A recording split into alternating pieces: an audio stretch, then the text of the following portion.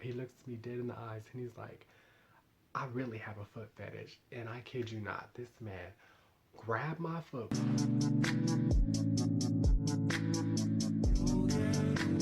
Hey everyone, it's Nick Venus. Welcome to my channel. I'm a little bit under the weather right now, so please bear with me. I'm getting a little bit better. So in this video, I'm going to be talking about the DL trade with the foot fetish. Okay, so at the time, this is when I first started transitioning. I would always be alone, so I would go places like the beach, the mall, the movies, places like that, but I was always by myself. So I figured I need to hang out with other trans women, you know? It's better, you know, in numbers than by myself. So I found this place in my city. It was a bar that catered to trans women. So it was a mixture of trans women, cross-dressers, cis men, cis women. You know, it was like chasers. It was all types of people. It was lesbians. So everybody would just go there, mingle, have fun, drink, play pool. And then one night, like I would go there all the time with my homegirls. Like we would literally go like every single Saturday, pretty much. So one night there was this one guy. I met this one guy. He was black. He was tall. He was handsome. And you know, we were vibing throughout the night. You know, he's buying me drinks and everything. And get to know each other. You know, time goes by. Last call, so the bar's about to close. And you know, we have our little drinks, still chatting, still getting to know each other, you know, everything's cool. And after the bar closed, he asked me, hey, can I walk you to your car? So I'm like, excuse me. I'm like, yeah, why not? You know, sure.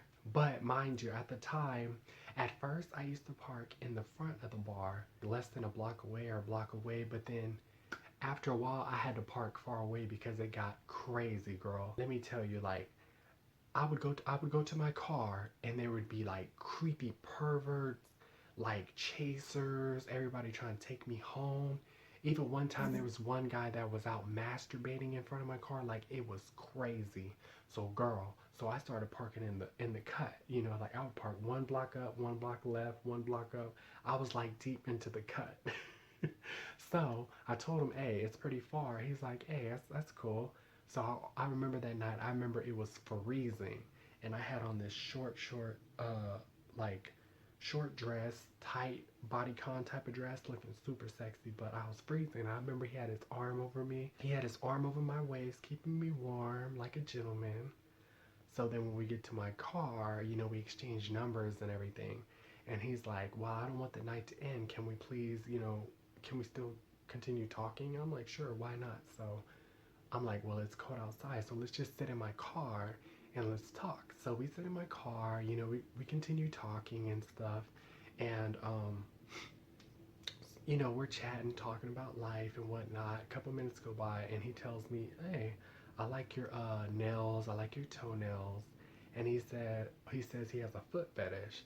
And at the time I had him painted like an aqua blue or something like that. And he's like, let me see your foot.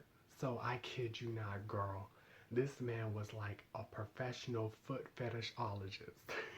And I know that's not a damn word, but he was like a professional foot fetish guy or something. It was weird. So he did this little trick where he popped up each individual toe and they all cracked, and then he started massaging, and I was like, damn, that felt good. So we're still chatting and stuff, you know, and he's still massaging my foot, still massaging my feet and stuff.